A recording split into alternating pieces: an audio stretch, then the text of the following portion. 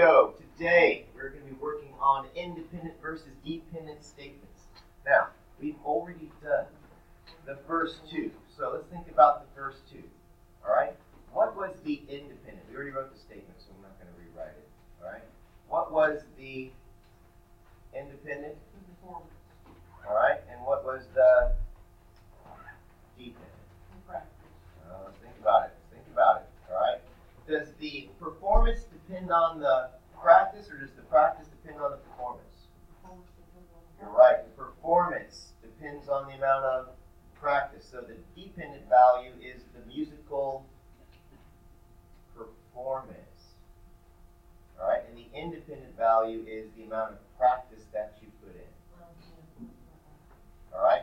Remember, your independent value is your x value. Your dependent value is your y value. That's your range. Domain and range. Remember what we're going to put domain, just to help us remember. This is the domain. All right? And the dependent value is dealing with the range. Okay? All right?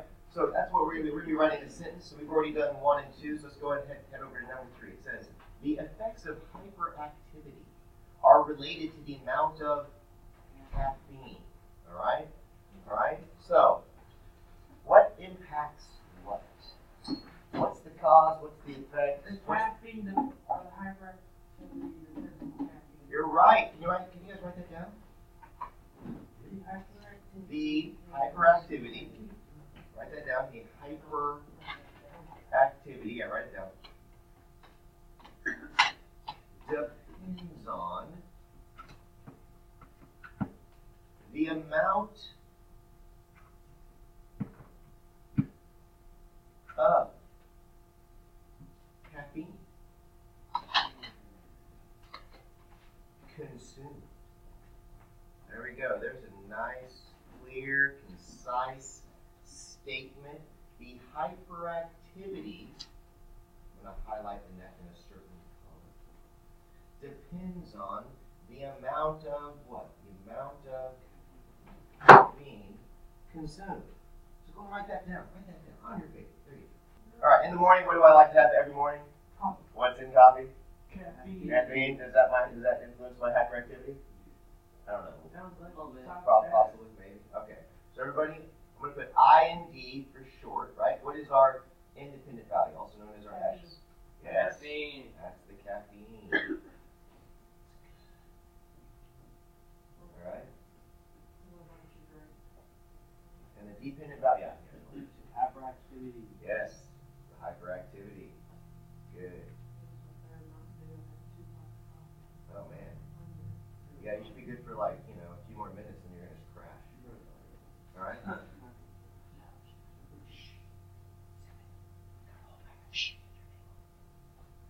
All right. So here we go.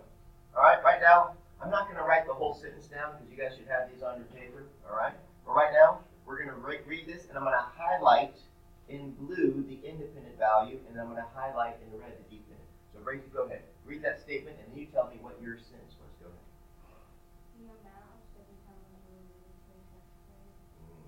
So what did you say for your dependent statement?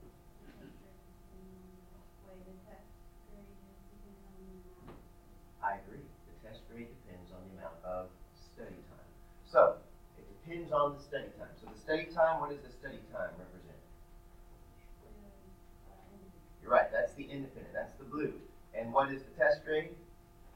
That's the dependent. So the study time, that's your independent. That's your X. This is your Y. That's the dependent. All right? All right, who wants to do number 5? Who wants to do number 5? All right. Oh, go ahead, Landon. Go ahead. Read it, and then tell me your statement. The amount of liquid picked up relates to the absorption density of different paper towel brands. Okay. All right. So the amount, go ahead, read your statement of your dependent statement. The liquid picked up depends on the paper towel brand. You're right. So the liquid picked up depends on, right, the type of, basically the absorbency, which basically how much it absorbs. Okay? So what would be your independent value? What changes in the problem? Liquid picked up.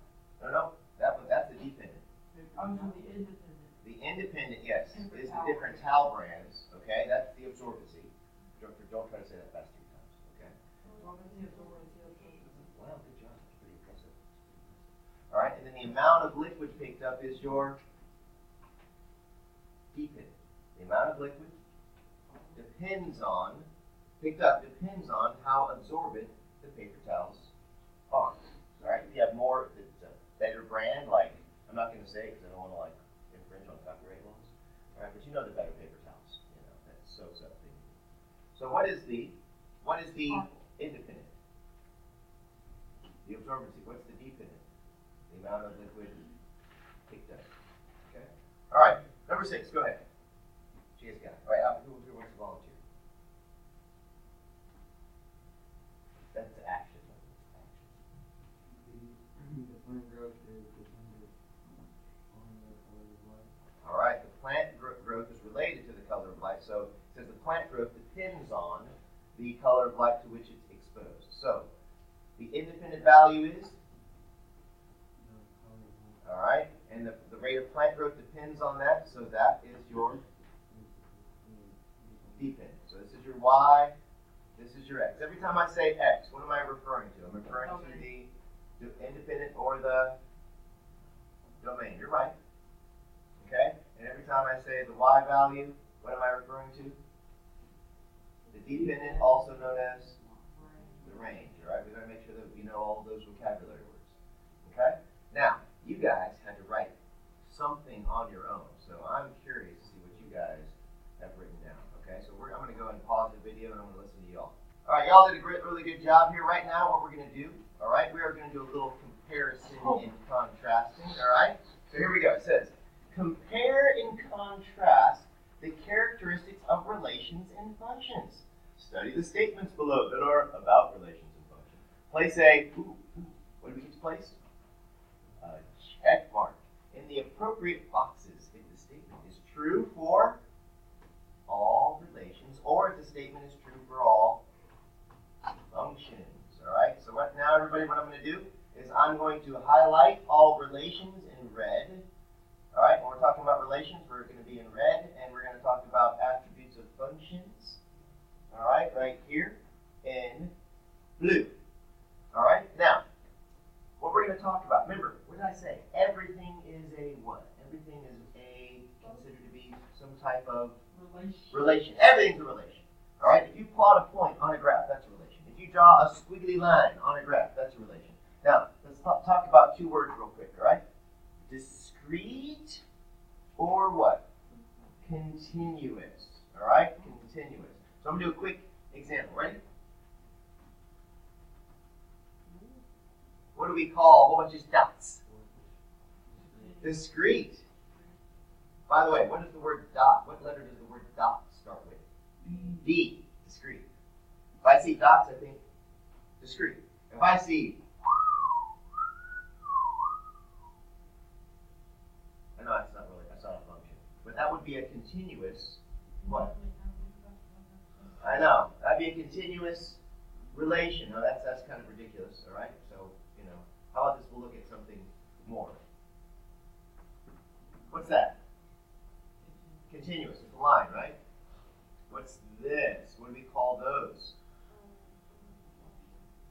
It's a quadratic function. It starts with P. Parabola, right? And H-textus, what do we call it? H-textus? Parabola.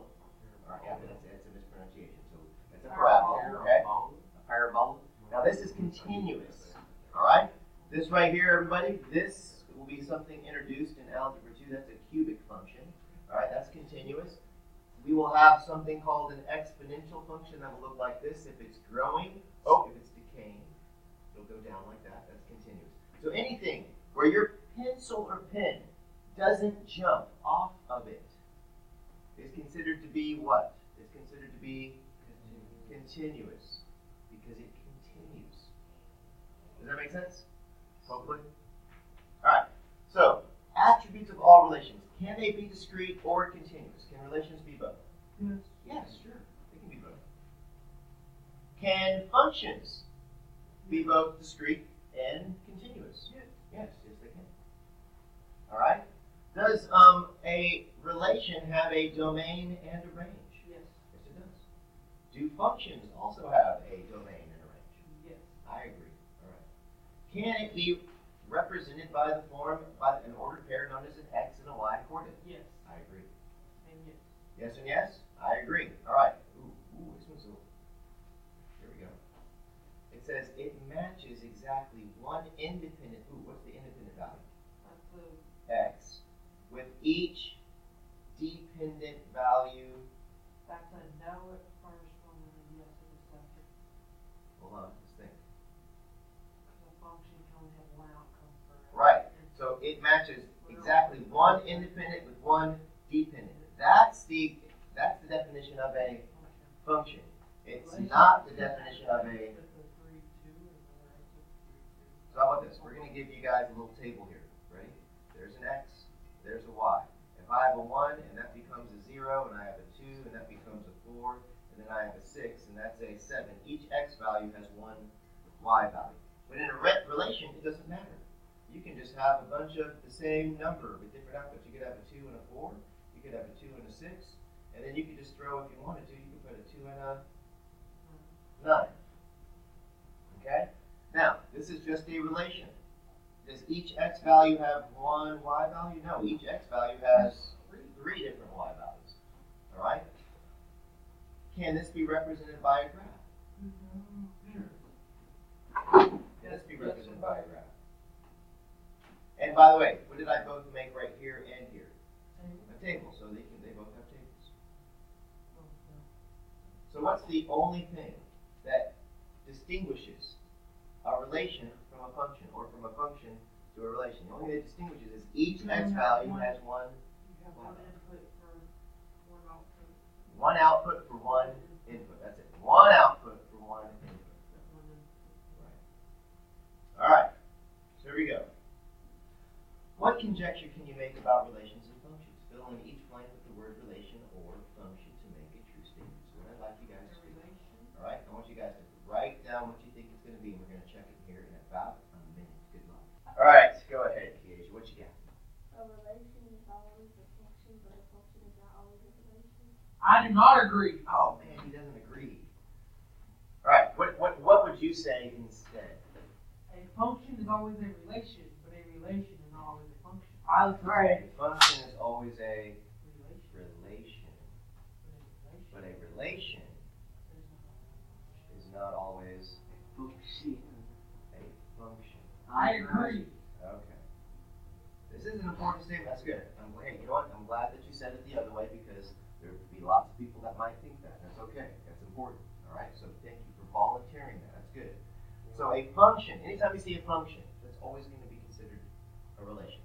Because what is always the case? It's always a relation. Anything's a relation.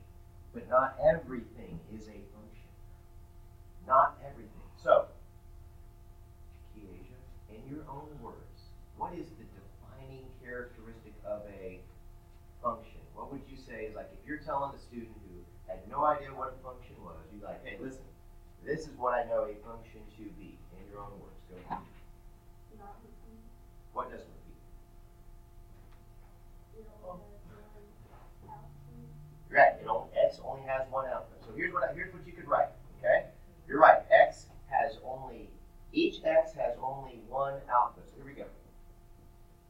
Each x value. Okay. Each value of x. Each x value has only one, keyword, one corresponding y value.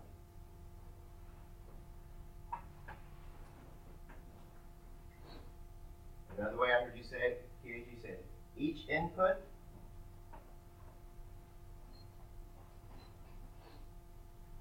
has one output. Each input has one output. Each input, meaning each x value, has one y value. Okay? I guarantee you, when you guys are dealing with a function, when you plug a number into an equation, how many outputs should you get for that one number? You should get one answer, not two different answers.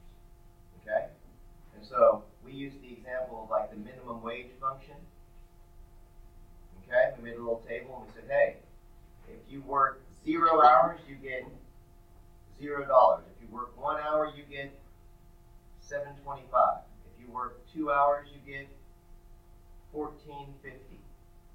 That's a functional relationship. But if I say, hey, if I plug in a 2 and you get out $14.50, then I plug in a 2 and you get a 10, automatically, what does that let you know? That no longer is a function. It's just a relation. Okay? I'll be back. All right, so here we go. Ooh. How about this? What I'd like you guys to do, I know you guys don't have a whole lot of room, so just could you guys put it right here, put a little table right here. We're going to make an X and a Y table, and we're going to make a little X and a Y table right here. Because right now, these are examples of mapping, okay? These are mapping. Now, what I'm saying right here, what does -3 go to? 4. What does -1 go to? 4. What does 0 go to? 6. What does 2 go to? All right. What does 5 go to? 8. And what does 8 go to? 8. Do you see any repeating x values here? No. Each x value has one y value. So this, everybody, is considered to be a functional relationship. All right. That's a function. All right. Over here, what does 4 go to? -3, and 4 also goes to a -1. Here 6 goes to 0, and 6 goes to 2. Here 8 goes to 5, and 8 goes to 8. Do you guys see right now? Hopefully you see that, oh, we've got a what? A pair of 4s leading to 2 different numbers. We've got a pair of 6s leading to 2 different numbers. And we have a pair of 8s leading to 2 different numbers. All right? So this is not a function. All right? In 1, 2, 3 different ways, it's not a function. This is just considered to be a relation. Will they ever have a function that has 2 of the same x, and like 2 of the same inputs and output, just like? Oh, where they do like they try? No, they're never going to do that. They're never going to say, "Hey, you have a 2 and a 6, and a 2 and a 6." No, they're not going to do that. Okay? Because that means that that's the same what? That's the same input, and that's the same. You just rewrote it.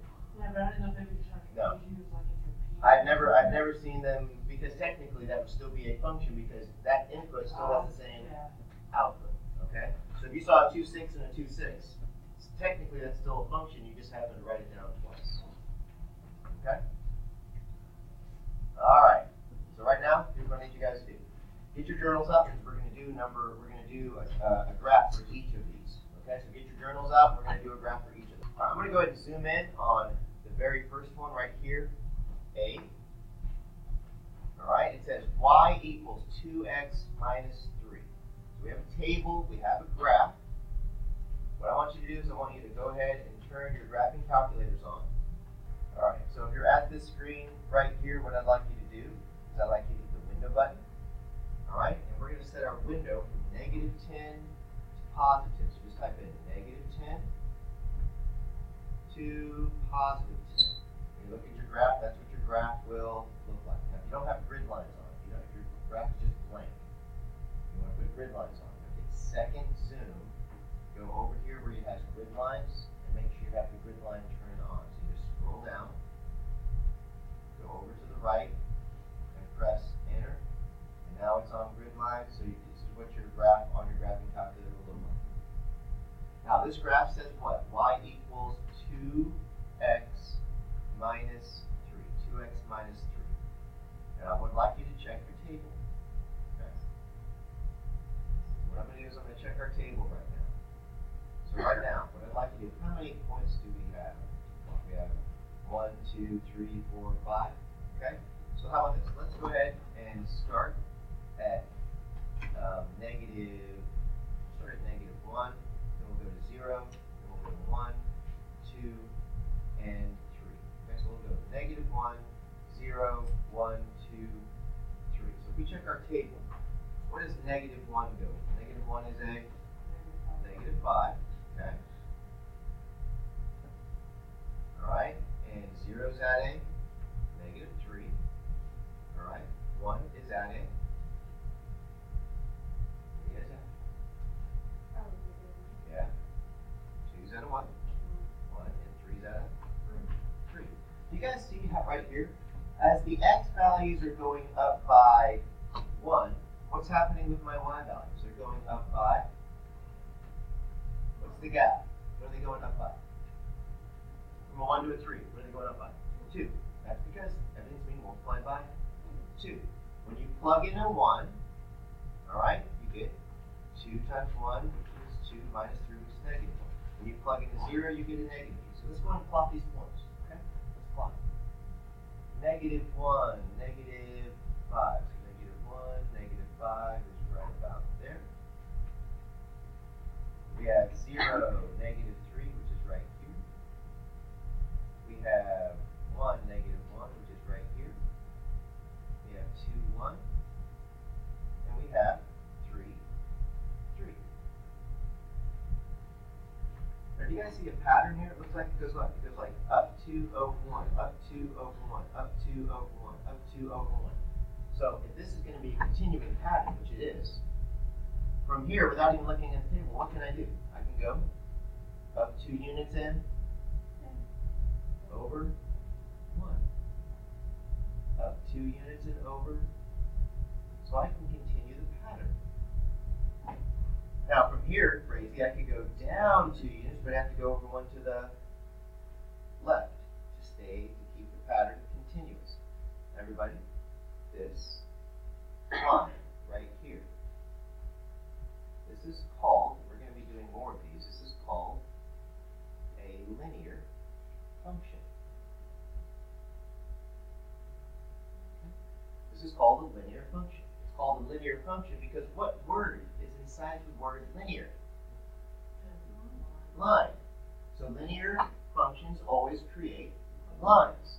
And a linear function is also considered to be continuous. Alright? It's considered to be continuous.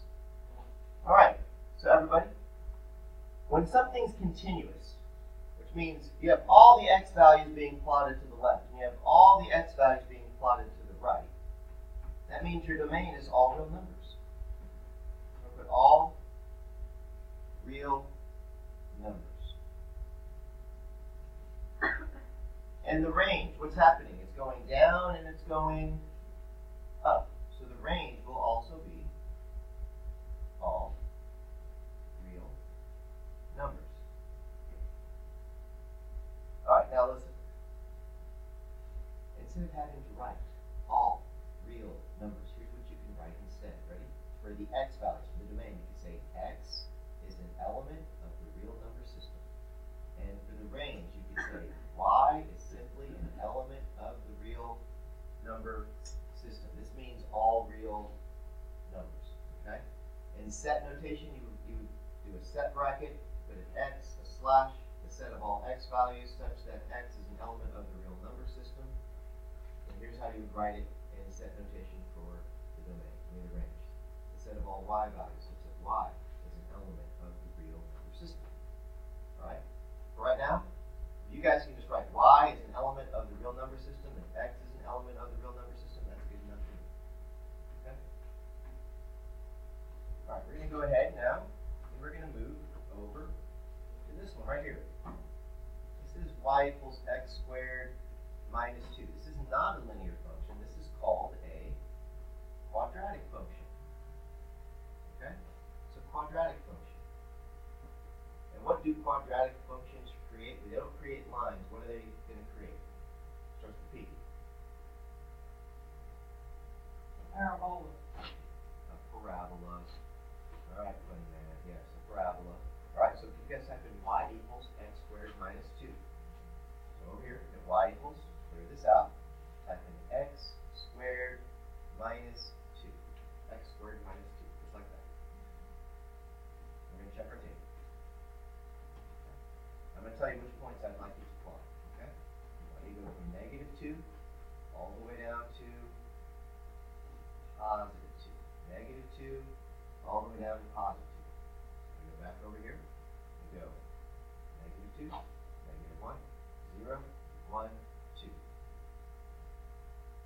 negative 2, 2. Negative 1, negative 1. Then we have negative 2. And you'll notice there are mirror images. Like, what are you talking about? This right here, this is going to be your vertex. You notice right here they're the same. And right here, they're the same. Okay? So here's what we're going to plot. We're going to plot 0, negative 2. We're going to plot 1, negative 1. We're going to plot negative 1, negative 1. And then we're going to plot 2 and a 2. Alright? And we're going to plot a negative 2 and a 2. And the last one we're going to do, we'll do 3 and a 7. 3. Go all the way up to a 7. And we're going to go negative 3 and a 7. And you're going to connect your dots. Just like you do when you go to connect the dots. Little did I know when I was a little kid and going to those places where I was connecting dots, I was helping myself. You guys remember connect the dots like the drawing? Alright? This is a parabola. Okay? Now do you guys remember from yesterday what I said the domain of every single parabola will always be? X will simply be an element of the real number system. Yeah. Your domain will always be all real numbers, okay? It will always be all real numbers. But the range is different. How is the range different? Because here, not all y values are being plotted. There is a limit to where they're being plotted. Remember where I said where the vertex was? No, it's not. It's stopped. The vertex right here is known as its minimum. So that stopped. It went all the way down there and it stopped. What are all my y values greater than or equal to? Negative 2. So here, put y. All my y values are greater than or equal to negative 2. That's your range. Your range is y is greater than or equal to a negative 2. Because do they go down forever? No. They go up forever. There is, by the way, there is no maximum. It's going to infinity over here and it's going to infinity over there. Alright, we'll finish this up